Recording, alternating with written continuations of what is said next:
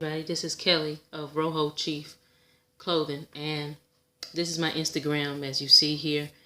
And when you look here, I'm going to click on the link. It will say creator Kelly _ McAlpine. That's to my personal Instagram account. But right here it says follow link to my YouTube, Facebook, and clothing below. So I'm going to click on this link right here. And then when you click on that link, then what's going to happen is that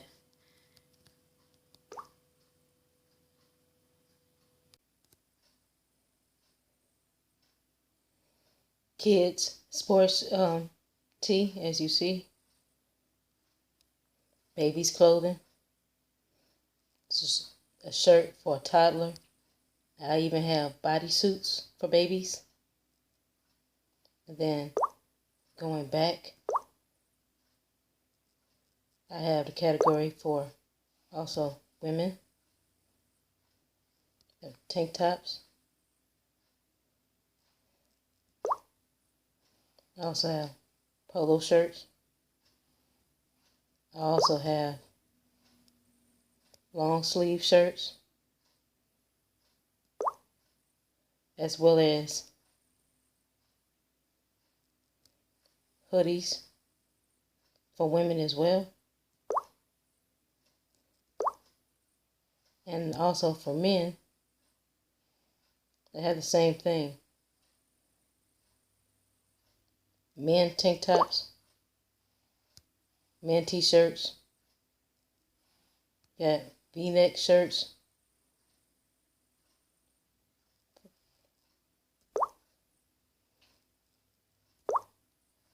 comes in a variety of colors, sizes. So, check me out if you would like to have some fashion that honors your ancestors and shows the world that you know exactly who you are and proud of it. Now, let's get into the video. Hey everybody, on this episode, we're going to talk about American Indians and AI, which is artificial intelligence. Let's look at this article right here. It says, motherboard, companies want to reciprocate your dead loved ones with robot clones, complete with a digital copy of the person's brain. March 16th, 2016, 9 a.m. And as you see right here, this is an image of a woman. She's obviously an American Negro, aka American Indian. And the computer version of her is called Bina 48, I believe. And it says, in 2003, the wife of a 55-year-old Vietnamese carpenter named Lee Van died. Heartbroken, he dug up her grave, cast her body in clay, and slept next to her for 5 years. It says the story is unsettling, but there's also something universal about his struggle to let go. Many grieving people feel an emotional connection to things that represent dead loved ones, such as headstones, urns, and shrines, according to grief counselors. In the future, people may take that phenomenon to stunning new heights. Artificial intelligence experts predict that humans will replace dead relatives with synthetic robot clones, complete with a digital copy of that person's brain. It's like when people stuff a pet cat or dog. We don't stuff humans, but this is a way of stuffing their information, their personality, and mannerisms, said Bruce Duncan, managing the director of Terrorism Movement, a research foundation that aims to transfer human consciousness to computers and robots. The firm have already created thousands of highly detailed mind clones to log the memories, values, and attitudes of Pacific people. Using the data, scientists created one of the world's most socially advanced robots, a replica of Terrorism Movement founder Martin Rothblatt's wife, called Bina 48, which sells for roughly $150,000. Rothblatt is also transgender and the highest paid female CEO in America, spearheaded the project to create a digital replica of the human brain. She used her wife, Bina Aspen, as the early prototype, installing the real Bina's mind file into a physical robot designed to look like her. Made a silk-like rubber, Bina 48 was created using more than 100 hours of audio data recorded by the human Bina and her memories and beliefs. Like the real Bina, the robot loves flowers, has mocha-colored skin, and is a self-deprecating sense of humor. She makes facial expressions, greets people, and has conversations, including some awkward ones, made possible with facial and voice recognition software, motion tracking, and internet connectivity. The definition of alive may even evolve to mean as long as your essential personal information continues to be organized and accessible. Bina 48 still has some social glitches, but she's a working proof of concept. The firm's almost charming poster girl for the techno-immortality movement. She's an example of how in the future the wall between biological and digital worlds may come crashing down. Duncan said the definition of alive may even evolve to mean as long as your essential personal information continues to be organized and accessible. The more advanced version of robots like Bina 48 could hit the market within 10 or 20 years for roughly $25,000 to $30,000 for a variety of uses, including replicating dead loved ones. Duncan predicted it will seem new because the technology will be new, but the desire to keep in contact with someone after he or she passed away isn't new. Anthropologically, we have been projecting personhood onto inanimate objects for hundreds of years. Think of it this way, he added, when the compass was invented, we were suddenly able to traverse the world in a whole new way, but the compass isn't responsible for giving us wanderlust. At least 56,000 people have already handed over information to create mind files, a web-based storage space for preserving one's unique and essential characteristic for the future. According to LifeNot, a branch of terrorism movement that gathers human personality data for free, the goal is to capture a person's attitudes, beliefs, and memories and create a database that one day will be analoged and uploaded to a robot or holograph. According to the LifeNot website, everything down to a person's mannerisms and quirks can be recreated. Some users simply like the idea of living forever. Others want to document themselves as part of human history. Some hope to pass on an artistic project or genealogical information to offspring. Fewer will use it to memorialize and communicate with the dead, Duncan said. His firm isn't the only company plugging into the idea of AI clones. Last year, Google filed a patent papers for a product that could reciprocate a specific human's personality, including that of a deceased loved one or a celebrity. The patent describes a cloud-based system in which digital personality can be downloaded like an app. The robot personality may also be modifiable within a base personality construct to provide states or moods representing transitionary conditions of happiness, fear, surprise. The patent papers state the robot personality will be shareable across a number of robots in varying locations. The patent also states the robot's mood could shift and his personality could evolve over time. A Google rep declined to comment on new developments, but the new patent papers were filed in mid-February, indicating the project is moving forward. Tech giants may be throwing their weight at the concept, but similar projects have failed before. 6 years ago, the now defunct company Inteller launched a digital clone promising users virtual eternity and the ability to communicate with a person's digital self after death. Users uploaded photos, voice samples, and personality tests to create an avatar brain for $25 a month. But the startup shut down after 2 years, in part because it pulled in only 10,000 customers. If the idea sounds familiar, maybe that's because it was inspired popular science fiction, including an episode of British sci-fi drama Black Mirror and a chilling episode titled Be Right Back. A woman orders a digital replacement of her dead boyfriend through an online service. Later, she upgrades to a synthetic robot clone of him, and sex, emotional dependency, and creepiness ensues. In real life, there's an actual demand for robot reincarnation. Grief experts say people find grief to be painful, even excruciating experience. If this is a way to ease that pain, it will be attractive to people, said Robert Zucker, a grief counselor and author of The Journey Through Grief and Loss. But like relying too heavily on prescription pills, it may not be a healthy way to cope. There's something tremendously problematic about it. Okay, so I'm not going to read the whole article, but I'm just going to give you, just give you a good gist of what's going on. And me personally, I don't want to be a digital robot. I would rather for my consciousness to basically, to be gone with me after I pass. Like I think this is pretty creepy. And they was talking about how these digital personalities, how they can download them and they can share them, and that's not what I want in the future.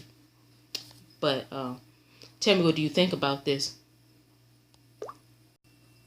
And in this picture here, Jurassic World Fallen Kingdom, they have some very interesting situations in this movie, because like if I click on here, it says list of cloned animals.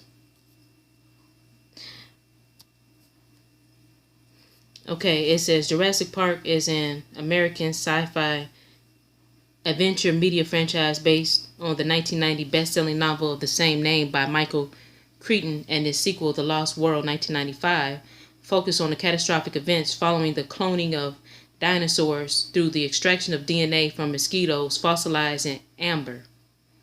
The film series also explores the ethics of cloning and genetic engineering, and the morals behind bringing back extinct animals. Okay, so then they say there was 47 species of cloned animals have been portrayed in the novels and films. 39 species of dinosaurs. Okay, but the thing that was very interesting too to me was the fact that there was a character that was in this movie, and the man kept on saying, it was like, you don't know what she is. And it just so happens that the little girl, that she was supposed to be this old rich man's granddaughter, she was actually a clone. And see, this is the lady, the young lady right here, Isabella Sermon. So she played as the granddaughter of the old man, but the old man, he basically had a daughter that died and he didn't have a granddaughter for real. So she was actually just a clone. Okay, so I thought that was interesting. So check out this film if you haven't. I think that you would really, will enjoy watching this film, and just seeing, like what it's about, what's going on in there, because they're dropping a lot of hints about what's really going on. Now I'm at the United Nations. Okay, I'm on their website, and this is what it says. Press release was March 8th, 2005. General Assembly adopts United Nations Declaration of Human Cloning by vote of 84-34-37. General Assembly adopts United Nations Declaration on Human Cloning. The General Assembly this morning adopted the United Nations Declaration on Human Cloning, by which member states were called on to adopt all measures necessary to prohibit all forms of human cloning inasmuch as they are incompatible with human dignity and the protection of human life. Acting on the recommendation of the Sixth Committee Legal contained in its report, the Assembly adopted the text by a vote of 84 in favor to 34 against and 37 abstentions. By further terms of declaration, member states were also called on to protect adequately human life in the application of life sciences, to prohibit the application of genetic engineering techniques that may be contrary to human dignity, to prevent the exploitation of women in the application of life sciences, and to adopt and implement national legislation in that connection. The declaration adopted today was the product of a working group established by the Assembly to finalize the text of a United Nations Declaration of Human Cloning, which met in New York last month. Last November, the Sixth Committee averted a decisive vote on the question of an international convention against human reproductive cloning by deciding to take up the issue as a declaration.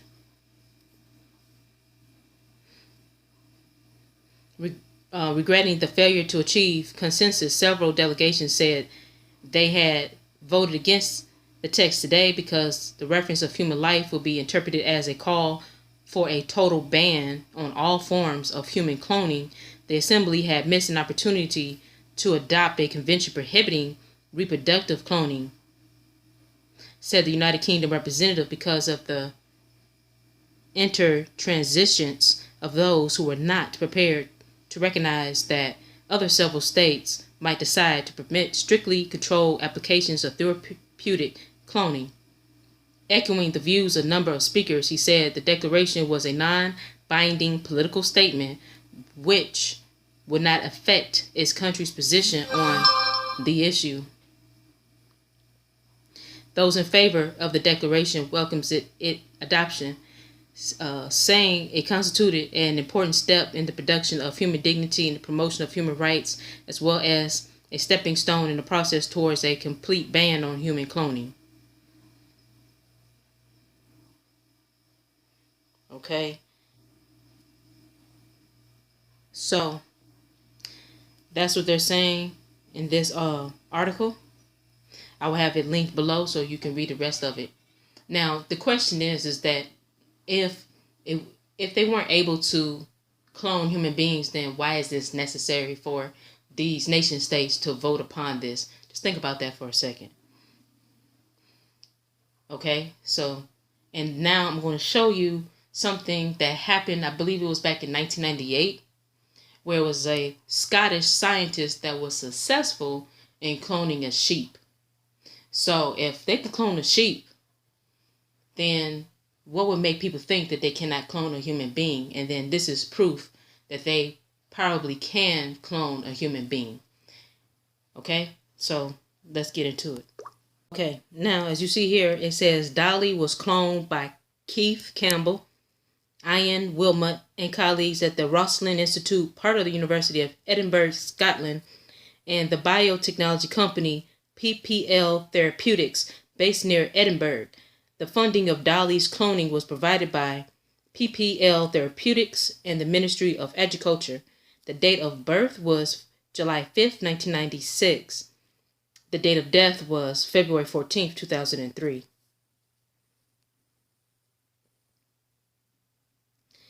So they're saying Dolly was a female domestic sheep and the first mammal clone from an adult somatic cell using the process of nuclear transfer. The offspring, 6 limbs, Bonnie, twins Sally and Rosie, triplets Lucy, Darcy, and Cotton.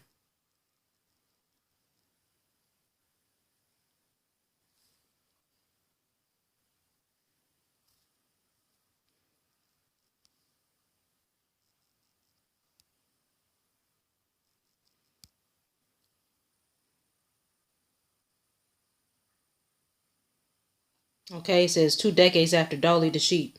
Here's what we learned about. Okay, so that's a clone.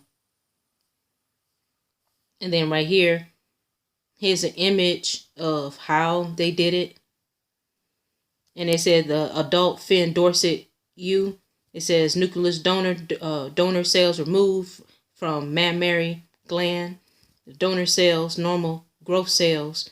Donor cells, starved. Low nutrient culture medium. And then they say the enucleated egg cell, the cytoplasm, nucleus, DNA. And then it goes through all these different phases Cytoplasm, nucleus, DNA, egg cell removed.